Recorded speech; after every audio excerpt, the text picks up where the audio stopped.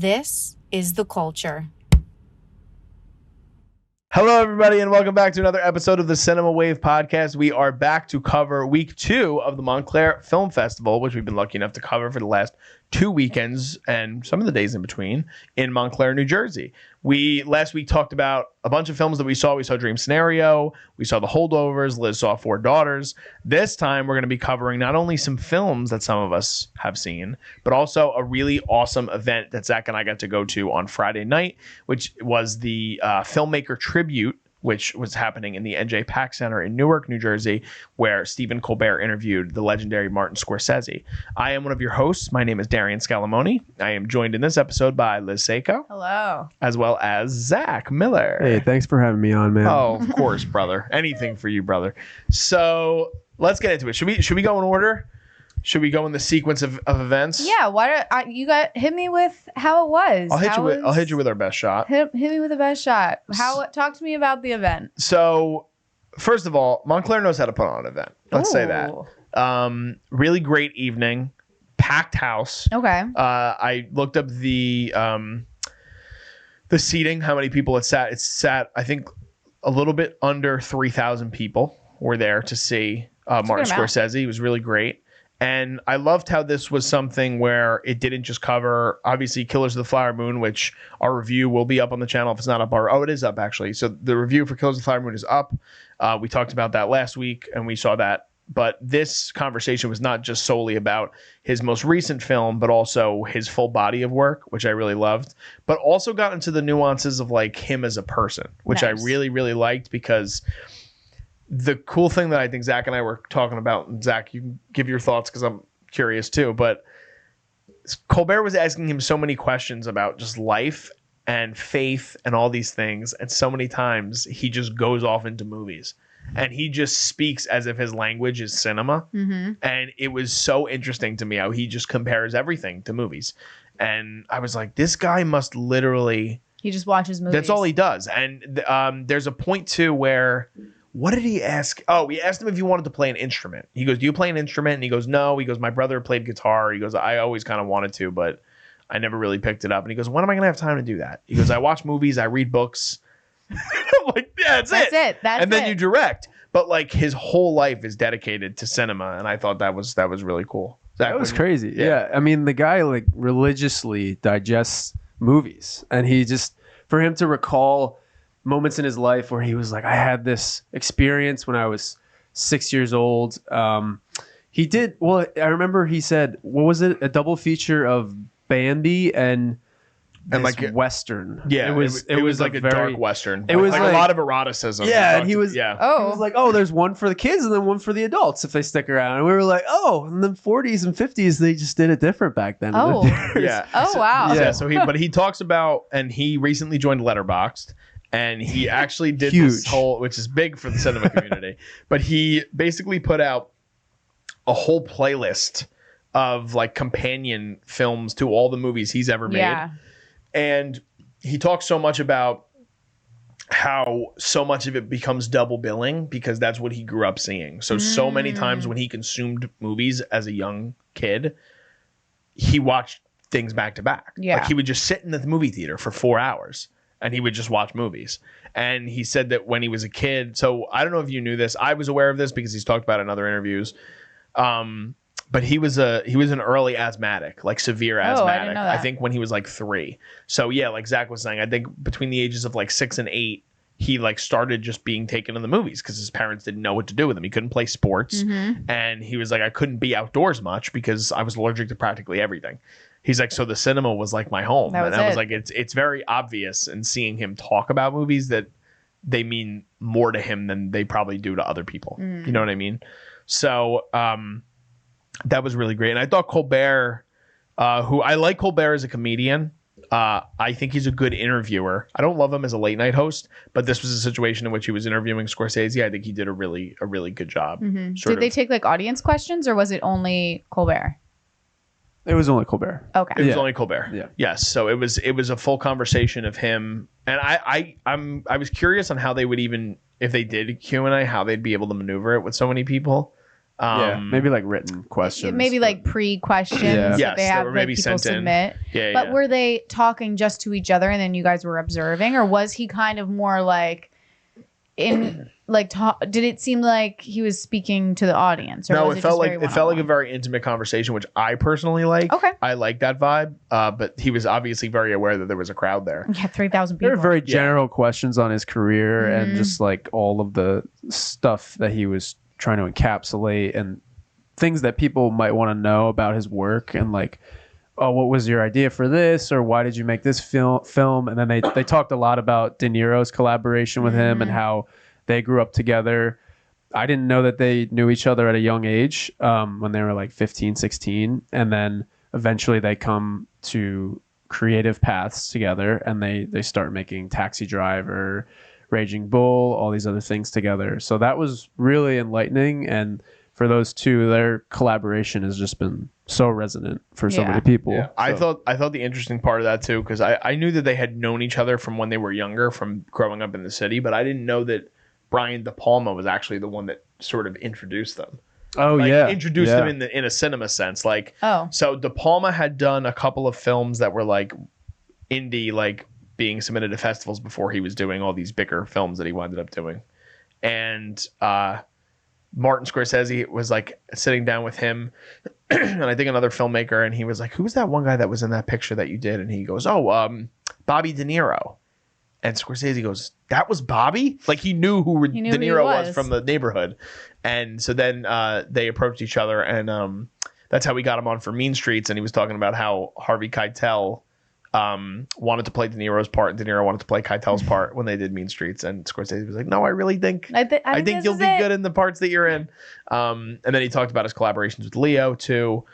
And it is crazy sort of to look back and see the role that those two the role that those two men have played in his career and vice versa. Like so many collaborations and so many different films, like different roles for all of them, that I think it's obvious that it goes beyond just like it's not just muses anymore. It's like deep collaboration. Yeah, for sure. And there was a really cool moment. Zach and I were talking off screen about it right before we started recording, where they showcased Killers of the Flower Moon at Cannes this year, and they were staying at a hotel, and they were sitting like on their balcony, De Niro and Scorsese, and they were drinking champagne.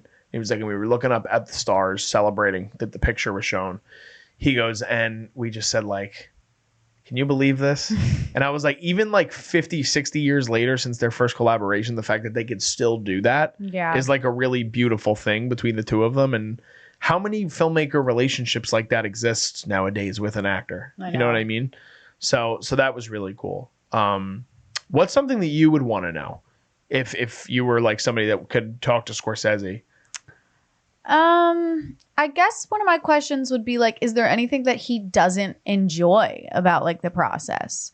Because I feel like for everybody, there's an element of your work, whether it's filmmaking or editing or even just like something not related to the arts, that you kind of either get anxious about or you don't look forward to. So I'd be interested to know if it's more like pre-production or post or even like during. I think you want to talk on it, Zach, or I was gonna say, just probably speaking for him a little bit, but what he was like, he said one thing in particular. Did he? Yeah, I think it was. I don't know if it's the same thing that you're gonna say, but I think the way that he was talking about just working with studios or trying to get budgets for things. There's the business part of it. Yeah, there's the business, there's the political like side. I have to pitch this movie. I just want to make this. Like he's so passionate about it. Yeah. Which is what a lot of directors stick with is, you know, I'm so passionate about this. I want to do it. And he had the reputation for a lot of other projects, at least in the last 20 years, where he could have made a couple other things. And they were just like, yeah, I just don't know if it's marketable. And it's crazy that studios still put directors down with projects like that. They're like, yeah, I don't see it playing to audiences. It's like, he's Martin Scorsese. People will show up. People will go see it. Exactly. I do think that that was exactly the point I was going to bring up, but he has a counterpoint to that too, where he basically says to Colbert, yeah, I don't love sometimes how studios get involved in those budgetary things that have to happen. He goes, but sometimes that could be fun. So he like, there's still an element of that I do think he enjoys. He loves the whole process of it. Like it's his life. But I want to talk really quick about what you just said too, because there was a massive drop off week 2 in Killers, and I'm very curious with the last few films he's made if that is a thing anymore, which I think is sad to say. Like he's earned it, like he's Martin Scorsese, he should be able to do whatever he wants. But the last 2 films he's made, he's had to turn to streamers. And with Killers of the Flower Moon, like yes, it was basically put together by Paramount, and then Apple's going to do the distribution. Yeah. And then Irishman was a Netflix production. The whole thing was Netflix, and it got a limited release leading up to the Oscars and things like that. But those 2 movies were like bloated in terms of runtime and very bloated in terms of budget. And not to say that they didn't require it, because both films are epics and they're both beautiful, but you're not getting a lot of return in your investment at that point. So how much of it is a thing where these studios are hoping for the accolades, right? Because if you're not going to get the budget, you can eat that if you're going to get the awards consideration, right? Yeah. The unfortunate thing is, as great as Scorsese is, this was another tidbit I didn't know that Colbert dropped in the very beginning, I think, of the talk, that Scorsese is the most nominated living director now. Is he really? Yes. Yeah, Wow. he even said that too. He's like, He am goes, I? Am I? So that was a really interesting thing. So I was thinking about it too. Like, how many nominations does he have to have as a director? I think it has to be at least 6. I know he only won 1. I feel like the second runner-up is Spielberg. Well, that's what I was thinking too. Yeah. How many does I think Spielberg's has he won? Yeah, for like a lot of his earlier stuff, and I think for like Schindler's List, I think I was going to say Schindler's List is the one I would and think. Saving Private pull up Ryan, he might have Spielberg. won. So here I'm pulling up Scorsese too. So he's only won 1 Oscar. Spielberg has Yeah. 3. He has 3, but how many of those did he win for No, producing? he won. Oh, for producing. Yeah, because I don't think that's what they were considering. Let's see. I don't 'Cause- know, because he's won so many like other awards throughout. I would have to, you'd have to look into it, but yeah. For which one with Spielberg? Yeah. Yeah, I think that he probably won at least 1 as a producer, because he Let's produces see. a lot of his stuff, and Scorsese doesn't always produce his stuff. Like I don't think he won the Oscar. Yeah, he didn't win the Oscar for Departed for motion picture, because it won Best Movie of the Year, but he didn't produce the movie. So He won Best Director for Schindler's List, Best Picture, Schindler's List, Best Director, Saving Private Ryan. so he's won 2 as a director. Best Picture. Oh no, that's a nominee. Yeah. Okay, so and those how many 3. times has he been nominated as a director? As a director? 1, 2. It's on his IMDb. Yeah. So this makes sense. This is actually really surprising to me. How many times do you think he's been nominated for Best Director at the Oscars? Spielberg? Scorsese. This is kind of shocking to me. 4 or 5. Way more. Yeah, he has a More? 9. 9. For Spielberg, Really? too? Yeah, 9. All right, so they're tied. They're tied. So Okay. he was nominated for Raging Bull, Last Temptation of Christ, Goodfellas, Gangs of New York, Aviator, The Departed, Hugo, Wolf of Wall Street, and The Irishman. And I think he's Okay. going to get another one this year. I do too. I think he'll get nominated. I don't think he'll win. Yeah, I agree.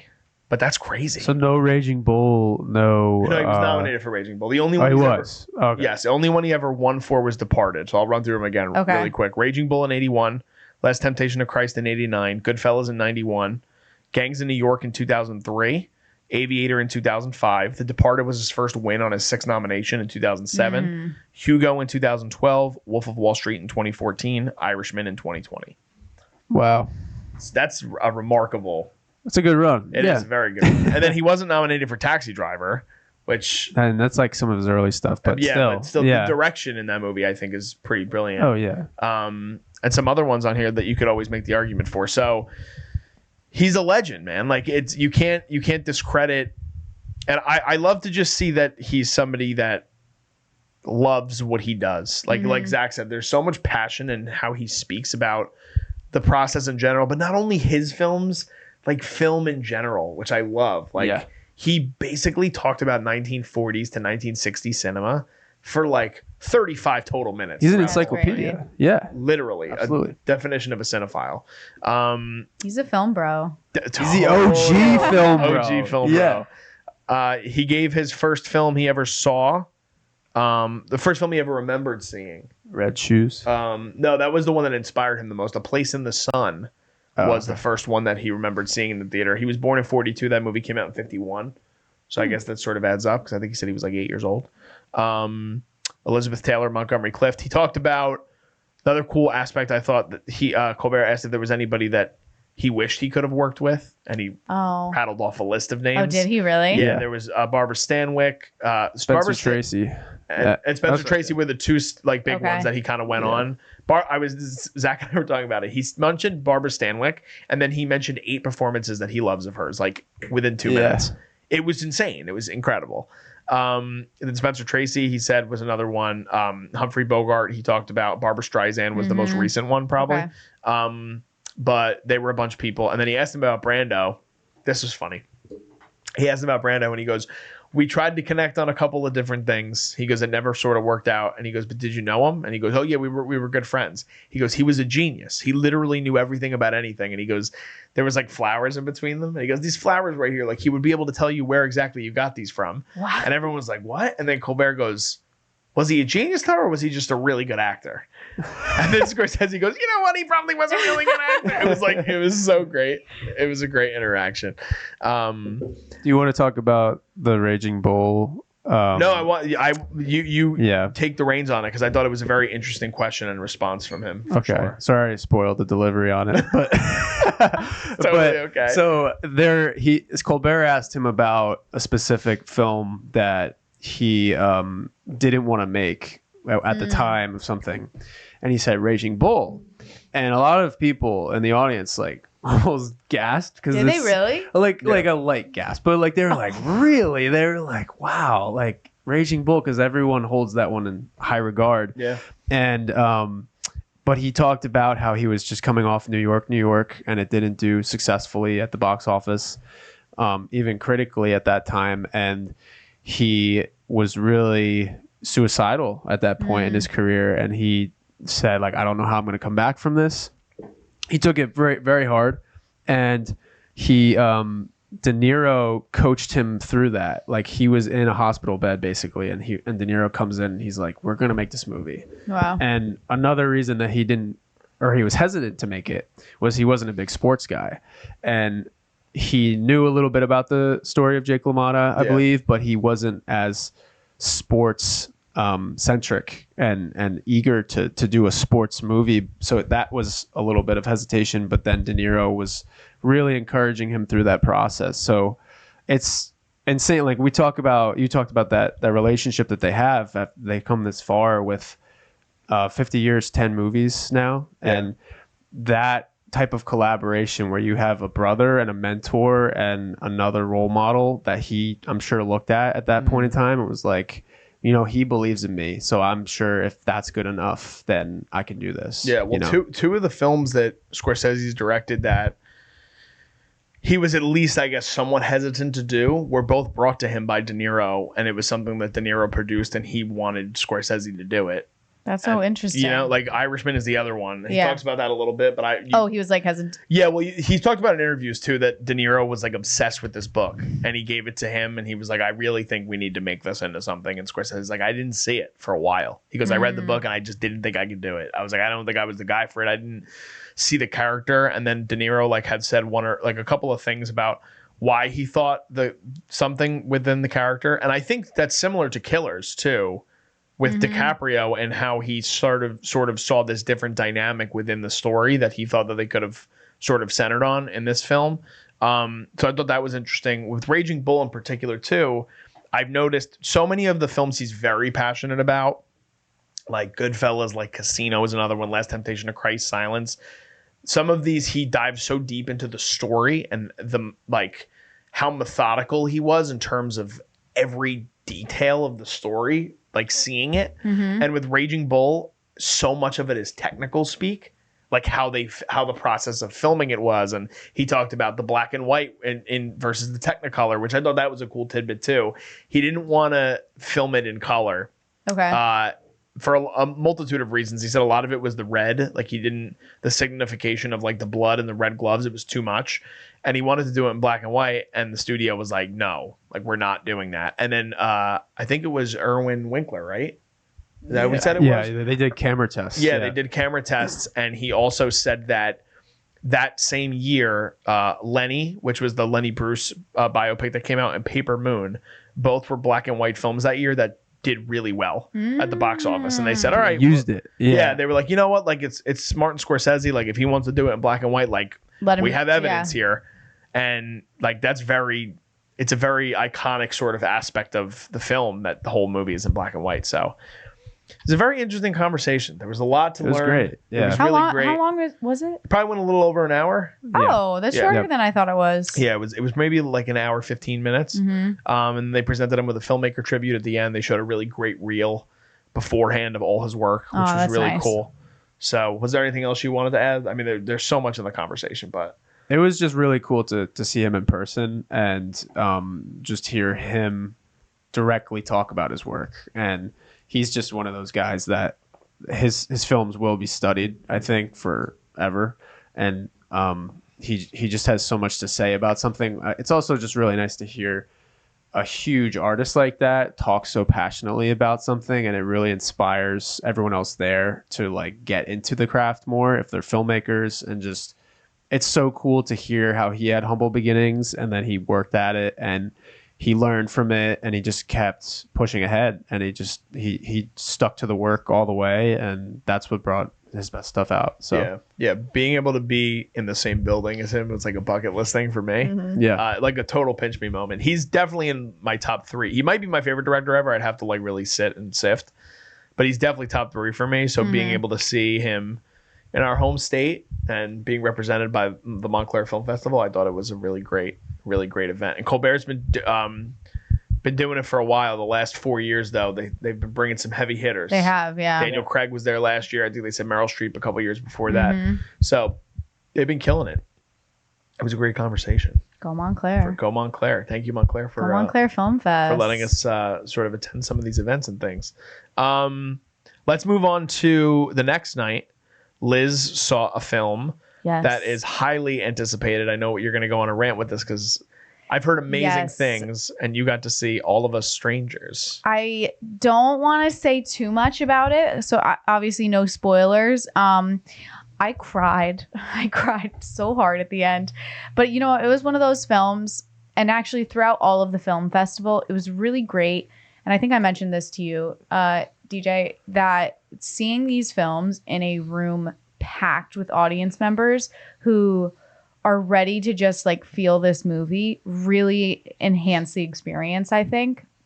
Because I think sometimes when you go into a theater and there's a ton of empty seats and there's only like 5 people there with you, you don't get that feeling of like you're going on an emotional trip with other people. Yeah. And this film really, like, the girl next to me was just crying at the end too. Her dad was like, "Are you okay?" And she's like, yeah, I'm fine. And it was just really nice to also hear like a room full of laughter, because there's some really nice comedic moments in this film. It's just really beautiful. I think it's definitely in my top 5 of the year. Maybe my favorite right now, but I could just be coming off of a high from it. Yeah.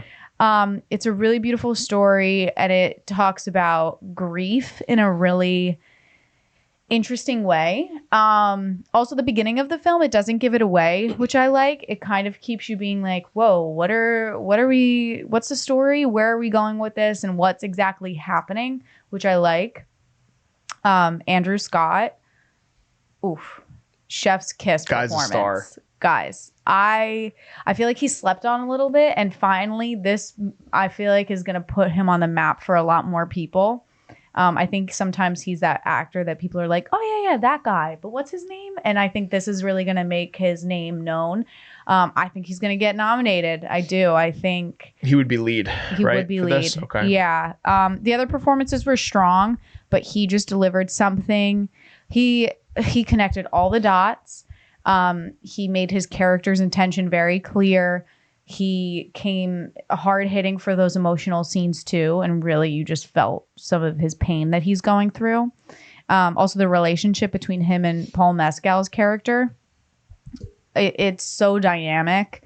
It's really just gorgeous to see on screen, like this relationship come together.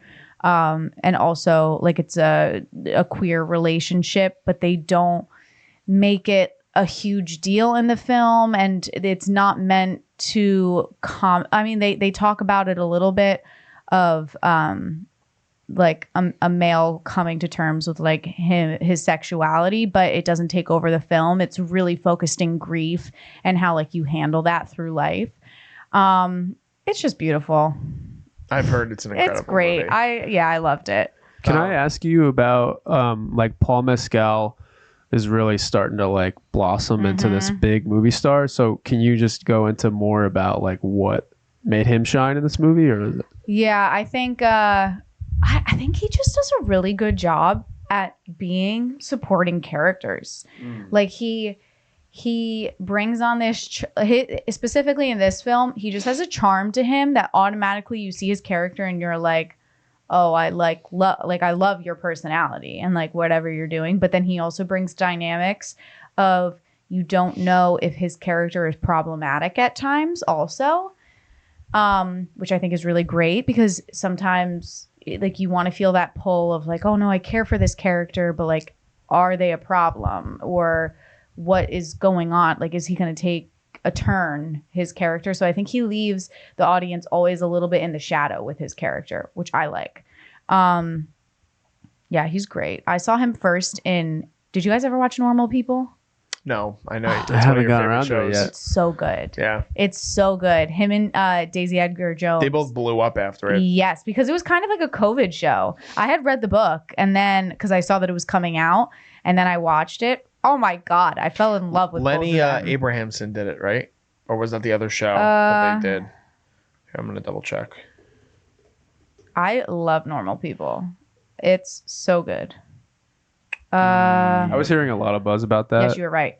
Yes, And- I love him as a director. It's, you know what? I thought that it actually gave him a really good platform to like start off with because it was a super just everyday life series. It wasn't kind of a heightened television show. It was just about a relationship and kind of super hyper focused on how relationships in today's world can kind of blossom or not blossom.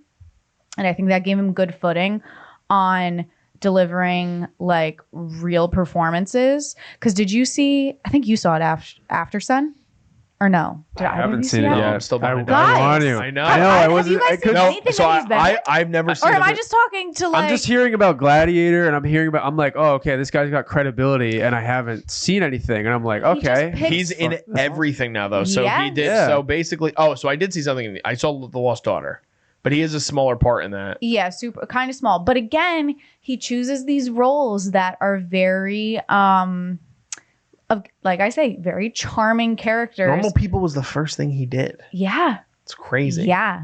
What? He chooses the it literally both him and Daisy, I'm pretty sure it was like the first thing that they both were in. Yeah. And they clung to each other because they were like, we were thrown into this series that blew up and they didn't know what they were doing. But they were like, okay, if we're going to do this, like, let's do this and make it great work. And I think it's great for anyone who's like an actor. It's a great film, like acting study. But he's great in it. But really, Andrew Scott carries the film. It's not really broken up between the four main actors. It's his story. It's his story. It's Yeah. heavily focused on him. I think That's the cool. story is very inventive, and I think it's a really original take on dealing with sort of being. I haven't seen the film, but based on what I saw in the trailer, based on like how you can have a sense of loss in your life and how to deal with that loss and grief. And so I'm really excited to see not only that, but the dynamic of the relationship between him and Mescal, I've heard is really incredible. Yeah. So I'm excited to see that. I love Claire Foy. I loved The Crown. Yes. Like I sort of fell off The Crown like once she left because I was like, I just loved her so much. Not that the performances of everyone who kind of carries on with her isn't great as well, but I was like so enamored by her when I watched The Crown, and I loved to see her do other things. I thought she was great in First Man, and it's Jack O'Connell, right? No, not Jack O'Connell. I'm sorry. Who's the father in it? Jamie Bell, who I also think is great. I think all four of them are really, really solid actors. But Andrew Scott is someone that I think this is definitely going to kind of catapult him into like the stratosphere of like I think this is going to be like similar to an Austin Butler situation, but this is an even less showier part. Like Austin Butler I think this just shows like his actual real acting skills. I think Fleabag was like the big one of people being like, ooh, knew who he was. Who is that? Like I like that actor. He's awesome in Sherlock too. Yes. Have you ever seen him as Moriarty? I've seen a little bit of it, but not a ton. But he is great in this. The theme is really great because it doesn't just talk about like grief as like, oh, like grief. It talks about how like without giving a lot away, it kind of talks a little bit about how we don't appreciate the people that are here in our lives, and then we appreciate them more when they're gone, or we kind of like idolize them a little bit when they're not here. And they do it just in a very emotionally heightened way. Yeah. Wow. Yeah. Andrew Hay directs it too, and I've heard a lot of his work. I've never seen anything he's done, but I know a film that came out a little over a decade ago, 45 years, was one that with Charlotte Rampling. Like people talked about that film for a very long time because of the emotional weight of that movie. Yeah. So I'm excited to see it. I also liked the editing. I usually don't like notice editing, but I thought that the way they did a lot of transitions were very unique. I liked it. We have to wait a long time for this one. This is not limited until December 22nd, and then it's going to go wide, I believe, January 26th, right before the window sort of closes, the pre-qualifying for the Academy Awards. It sounds like a very happy Christmas movie. Merry Christmas. Happy Hanukkah. Merry Christmas, everybody. It has 99% right now, but I mean, it doesn't have a ton of views. So that, I mean, we'll see. I have spoken to one person that they didn't love the ending. Okay. But I loved it. I'll argue with anybody about it. Okay. Because I actually think it was a brilliant ending. I thought it was like beautifully tied up without giving you the full answer. And I love those endings. Yeah, for sure. All right. So we'll dive into that more when it comes out. So you guys have months. See you guys then. But I'm very happy you enjoyed it.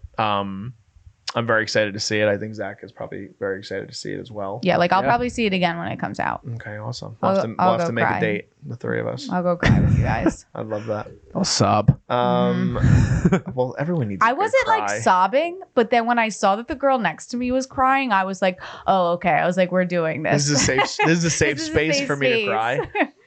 And it was so funny because after when the light, like it's one of those that it's the end that you're crying, so then the lights come on and like everybody's just like wiping their tears away and sniffles. And the girls, I think it was her dad, was like, "Are you okay? Are you okay?" And she's like, "Yeah, I'm just like emotional." Yeah, do you guys think that the older you get, it's like way easier to cry for things like in movies and television? Because for me, I never used to be like so.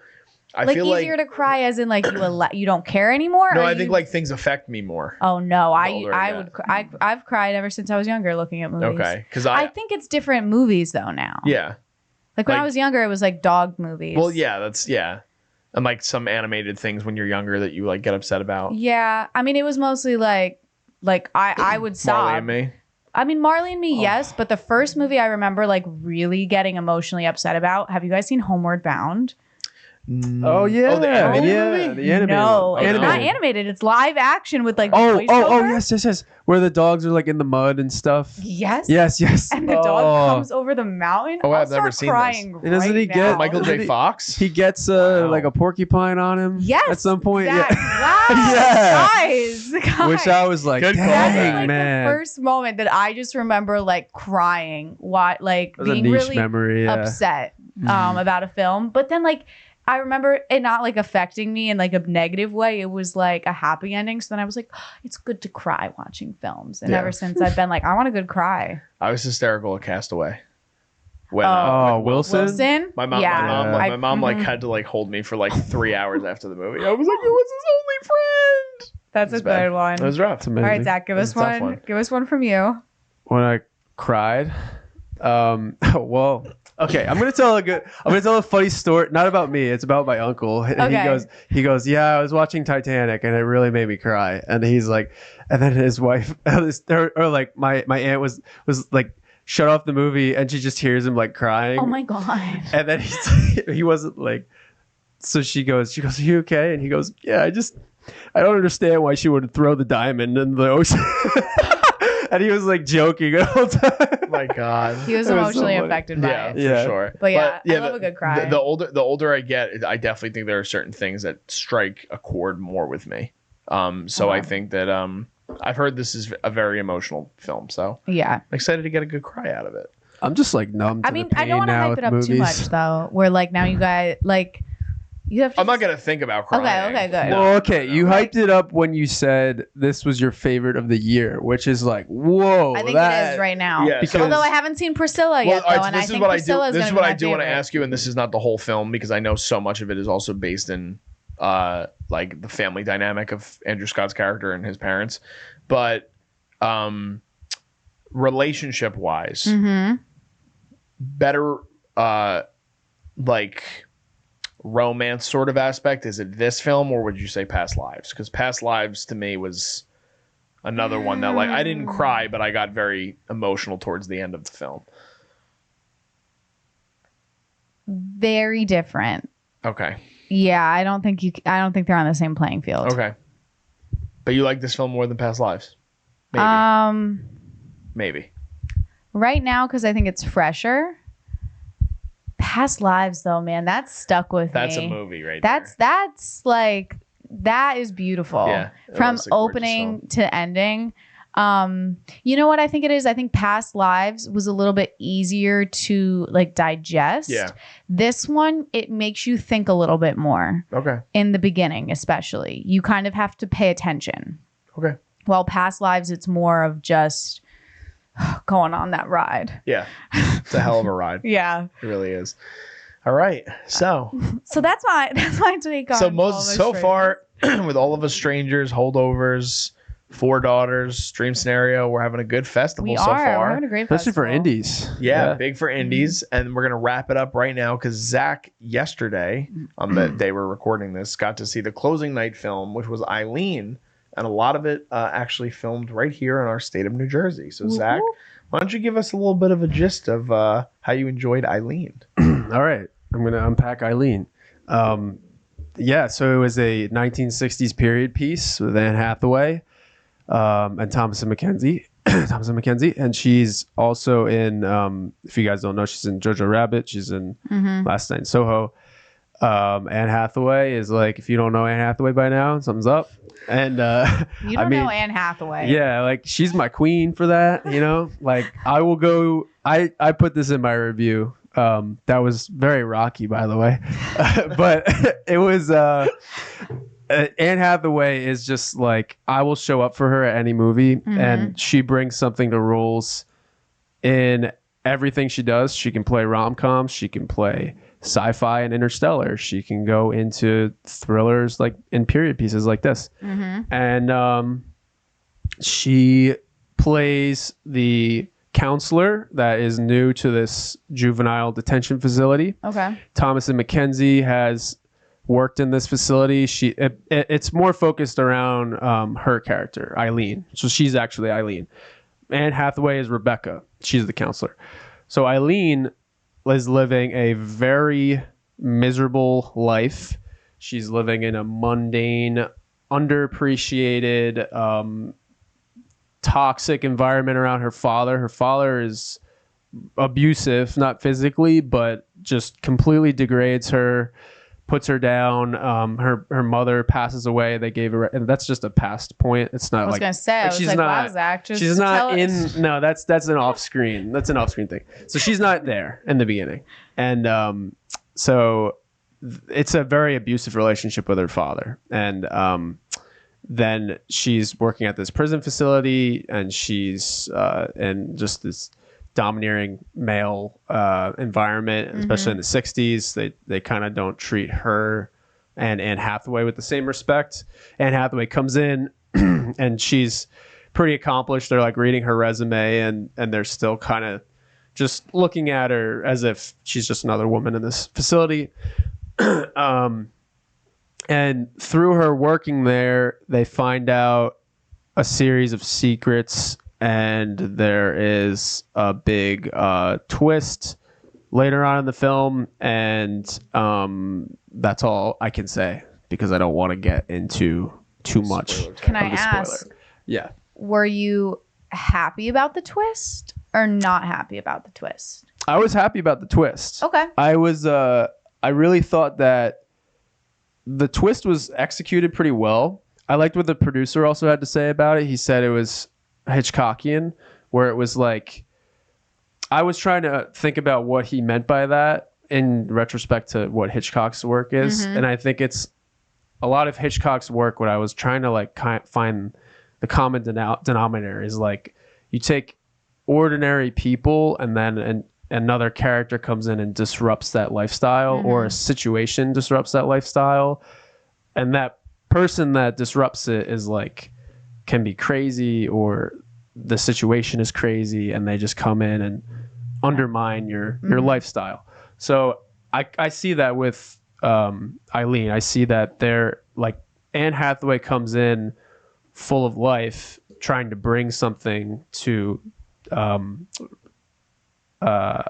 McKenzie, and then she goes and talks with her and discovers things about her, and then a couple events happen and it snowballs. Okay. So I think it was Hitchcockian for that reason. I thought the climax was pretty great, and I thought that the ending was not. I didn't think it was very strong necessarily. So I'm interested to hear what other people have to say about it. Okay. Interesting. So you didn't think they wrapped up the story in the best way possible? Yeah, I thought that they wrapped it up too quickly. I think it made sense for what they were trying to do, but it has a very short runtime. Yes, thriller. Yeah, and I was looking at that too, and I thought, along with some other people who have seen it early, they said that 20 more minutes or 30 more minutes of a conclusion would have helped for sure. I think that there were a couple steps missing. I go into detail with that in the review. Yeah. That's a spoiler part of the review, but I think I was also trying to build like, I would have included these elements because it's a thriller for these reasons, and we kind of want to see more of a wrapped up conclusion, I guess. So interesting. Yeah. I'm excited to see this film. I've heard this has been on the festival circuit for a bit. I agree with Zach in terms of like, I really get excited to see new things that Anne Hathaway does. I think she's a very different sort of actress in the stratosphere of like, I would consider her A-list. Like, I think she's well known enough now. She's an Oscar winner. She's been in big budget things. She's been in Disney projects. She's been in everything.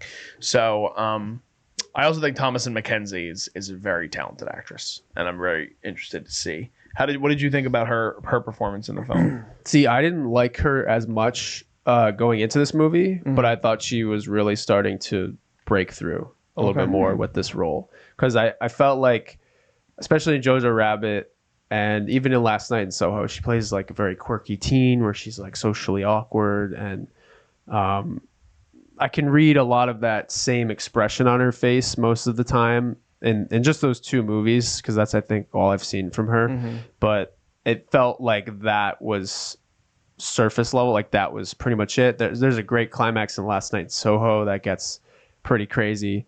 So she was good in that part too, but I felt like this movie, she definitely has more complexity, more depth to it. She has a pretty great Boston accent too, which is really good. I wonder if she's from Boston. Yeah. No, she's from New Zealand. But I also want to point out, I don't think I said it, but this is set in coastal Massachusetts, but they shot it in New Jersey, most of it. Interesting. And I think all of it. So they did a great job recreating that feel for sure too. It's got a pretty good ensemble too. Shea Wiggum is pretty much good in everything he does. Sam Nivola, Alessandro Nivola's son, is in it. Owen Teague, I know we had mentioned off screen. Jefferson White for my Yellowstone fans. Oh my god, yeah, I just recognized him. Do you watch Yellowstone? Yeah, I just binged it. Oh, okay. I love him in Yellowstone. It's cool to see him in something different. I haven't seen him in much else. He plays Buck Warren. I don't know if you remember him. Maybe he's an inmate. Yeah, I think he's a younger guy. Yeah. Bald. He's bald in I will say that I think it's Marin, Ireland. Marin Island. See, she's not on the list on IMDb, but I think she is in the film. She's a huge part of the film, and she was. Oh, I got her down phenomenal. Here. She's great. Have you seen Sneaky Pete? I have not. No, so but she was it's a great in good The show. Irishman. She's great in Revolutionary Road, and then the other one is, I think she's in I Am Legend. I think she's one Sneaky Pete was a show on a con man show on Amazon Prime that Giovanni Ribisi and Bryan Cranston were in, and she's one of the leads in it. It's a really good show. Yeah. She's really good in it. She's phenomenal in this movie. She's a great actress. Yeah, she's great. Their climax is very heavy with her. Okay, so she was. Honestly, I thought she stole every scene that she was in, and she's not in a hefty amount. So, but she was great in every single thing. Nice. So, a female-fronted thriller filmed in New Jersey. Gotta love it. And that comes out December 8th, wide. That's soon. So that's going to be again right around this hefty award season upcoming, guys. There's a lot. There's so much stuff coming out that we're going to be talking about. There's a lot more stuff coming that we're going to be covering. Zach, anything else you wanted to cover with that, or? Well, just that it was the closing night film, and Montclair really wrapped it up on a good note, and the Q&As that they've been organizing have been great, and it was nice to see the producer there. Mm-hmm. He said he was from Bergen County, so that was cool. That he was Nice. making movies in Jersey. He said he usually made them in New York, and it was nice that he got to make something in Jersey. Did they say where in Jersey? Like, I know you said it was, but like what towns? Or? I think like near Long Branch, somewhere near there. Wow. Okay. There's some coastal areas north of where we are, but Not coastal. too far. And I think Metuchen. Nice. there you go. And in South Amboy. Wow. Yes. Okay. Wow. Yeah. That's where Okay. I live. Shout out Liz. Shout out Liz. What can I say? But they did a great job with it, and it's a good movie that you should catch if you're into thrillers and stuff like that. So again, Anne Hathaway can't thank her enough for her roles. Well, guys, we have gotten through our first ever Montclair Film Festival coverage. The dates already came out for next year. Hopefully, we'll be back covering more stuff at that point. We really appreciate all that Montclair Film has done for us, being also Montclair State University alumni. It was cool to sort of be back in the area and getting to see some great industry movies ahead of time and being able to share some of those experiences with you guys, the audience. We hope that you guys see all these films. They're important movies. Want to preface by, it's great that we get to cover some of these big film franchises like Marvel, and we get to do reality TV sometimes for fun, and these movies are some, though, that can impact all of us to a degree. I mean, we've talked about it throughout our last installment of this, where we talked week one. Holdovers had a really big effect on me. All of Us Strangers clearly had a big effect on Liz as well. And the conversation that Zach and I went to was very eye-opening with Martin Scorsese. So there was a lot that we got to cover throughout this period. I think I don't want to speak for all of us. We'll get everyone's sort of closing thoughts, but I thought overall it was a really great thing that I was really proud to be part of. I agree. Yeah, I really liked just how they set up everything. The venues were great. Montclair is like a small town with a lot of big films coming into it, and I love that presence that it has. And to see packed theaters for a lot of these indie things come out, like that was really cool. And then just all different age ranges of people. The venues were great. I haven't lived, but we went to school in Montclair. This is the first time that I've actually been plugged into the festival. I always knew it was there, but I mean, they do a great job, and they keep, it seems like, getting bigger every year. So I love what they do with that. But Yeah, no, I agree. I think, like I said before, it was just really nice to be in a theater watching a film with a bunch of other people who are just excited to see it. And like no empty seats in a lot of these screenings. And just the amount of laughs, like sometimes I couldn't hear the next line because people were laughing so loud, which is just really, it's a great experience. Also, again, shout out to the Claridge. Beautiful, like redoing of the whole place. So if you're around, you should go check out a film there. It's really just a great space. It's not like a huge AMC theater, but it's a great small theater that you should go support. Yeah, they have a really great and true commitment to building out this arts community and the cinema community in Montclair, New Jersey. So we're very blessed to have that within an hour's drive of us. So all in all, like I said, I thought it was a really great experience, and we hope you guys enjoyed the conversation. If you guys haven't already, please throw a like on this video. Make sure you guys subscribe to the channel. Leave your comments if you guys were also at the festival and you guys got to see some of these. If some of them are on your most anticipated list, which ones are you excited about and why? We'll be talking, like I said, a lot more about these in the coming weeks and months as we lead up to the Academy Awards, and we just have pretty much normal conversation on the channel. Be sure to follow us at Cinema Wave Media on Instagram as well as on TikTok. You could also follow us at _Culture Wave Media on Instagram as well. Just signing off, I am Darian Scalamoni. I am Liz Seiko. And I'm Zach Miller. And we'll see you guys next time.